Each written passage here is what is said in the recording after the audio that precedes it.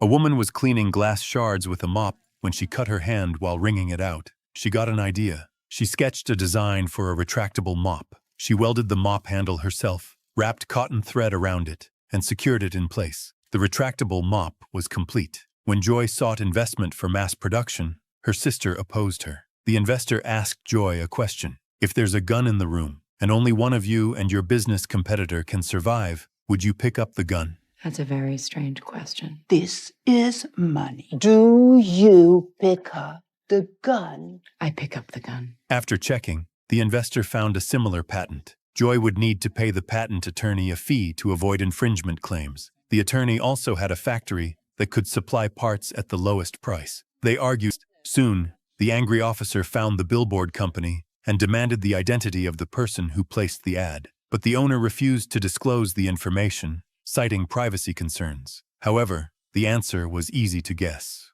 Unable to suppress his anger, Dixon, who greatly respected Sheriff Willoughby, stormed out to confront the billboard owner. Luckily, Sheriff Willoughby arrived just in time to stop him, but they didn't know that Mill's plan had only just begun. Nobody pay it. I'm gonna fight it out with this guy. She didn't just criticize the police department on the billboards, she also brought in the press to escalate the situation. Her desperate actions made the whole town aware of the case. Yet, Mill had very few supporters. Most people supported Sheriff Willoughby, who had always been highly respected in the town, making Mill the town's public enemy. But, in her pursuit of the true killer who hurt her daughter, what did it matter if she had to fight the whole world? You can ring it without getting your hands dirty. Self-ringing, huh? Yeah. Wow. I mean, that's just amazing. You really don't have to touch it. Look at that. You know.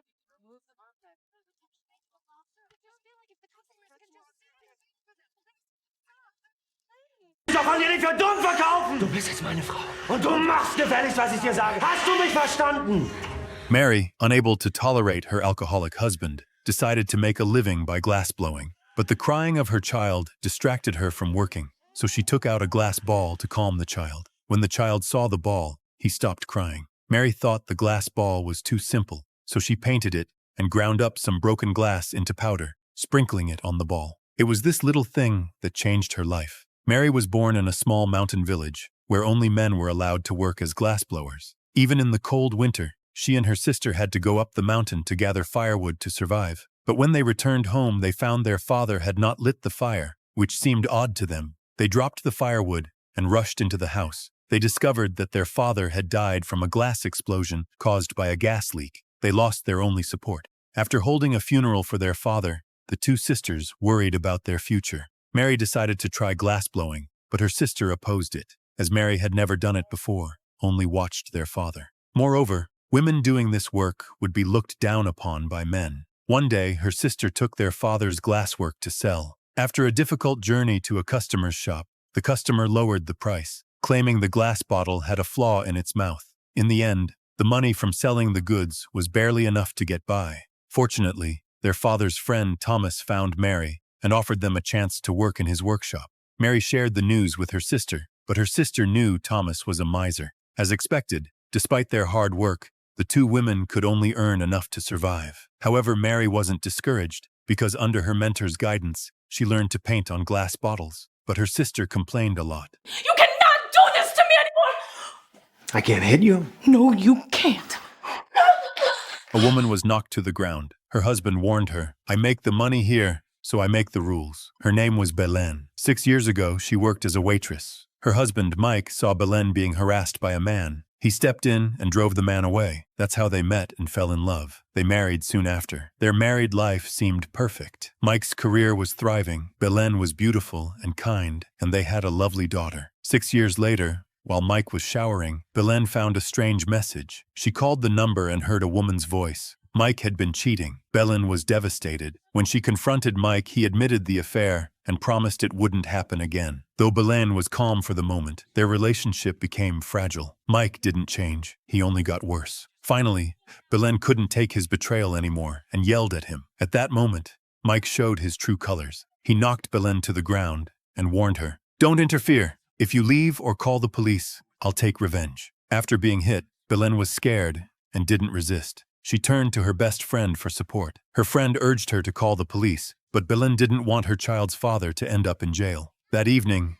Belen went to pick up her daughter, but was told Mike had already taken her. Panicking, Belen rushed home, but Mike and the child were gone. She gathered the courage to call Mike. He had taken their daughter to the zoo. Hearing her daughter laugh, Belen felt relieved. That night, Mike told her, "This is a warning. You either accept it or get beaten." The next day, Belen went to the police station to ask about domestic violence. The wife saw a hole in her husband's pants and couldn't help but laugh out loud. Hearing this, her husband deliberately stuck his butt out, but the wife immediately stopped laughing, realizing that if she laughed anymore, trouble would come. Sure enough, the husband grabbed a wooden stick and struck her on the waist, thinking her laughter was a humiliation. Irene felt immense pain but couldn't make a sound, silently shedding tears, while her husband leisurely sat on the couch watching TV. The daughter noticed something was wrong and asked her mother what had happened, but Irene just shook her head. Over the years, she had gotten used to being treated this way by her husband. She got up to do some work, but her waist hurt so much that she accidentally knocked over a plate. Her husband heard the noise and insulted Irene, "Fat ass.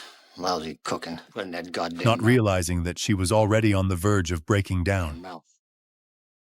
Guess what, Joe? I ain't tired anymore. Sit back down, Joe, if you don't want this in your head.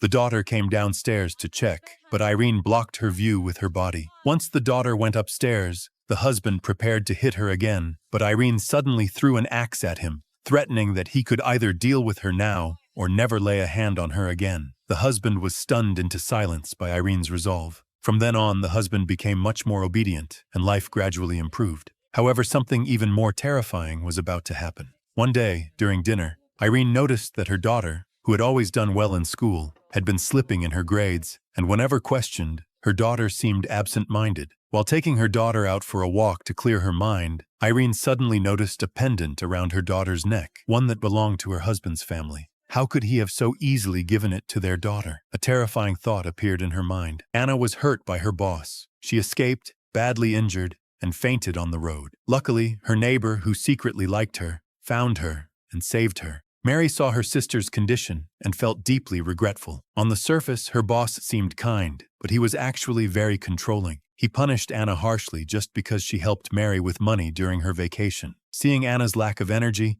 Mary decided to help her sister regain confidence. Mary visited Anna every day with her kids, bringing handmade Christmas decorations. When Anna's secret admirer told her he had gotten revenge on the boss, Anna cried. That helped her begin to heal from the trauma. Meanwhile, Mary decided to meet the American buyer who had bought her glass crafts, hoping to discuss a partnership. When she presented her glasswork, Anna's boss appeared and falsely claimed they were his. Unshaken, Mary showed her design sketches and other samples, earning the buyer's trust. The buyer immediately ordered 800 pieces of Christmas decorations, requesting delivery before Christmas. As the sisters worked tirelessly to meet the deadline, Mary's husband, Thomas, grew angry when he saw her blowing glass. He thought she was taking a man's job and tried to drag her home. That night, Thomas and a group of people stormed into their house, breaking windows and trying to kick the sisters out. It should be me. We have celebrities or spokesmodels do the selling. Who showed you the mop? Who sold it to you? Who taught you how to use it?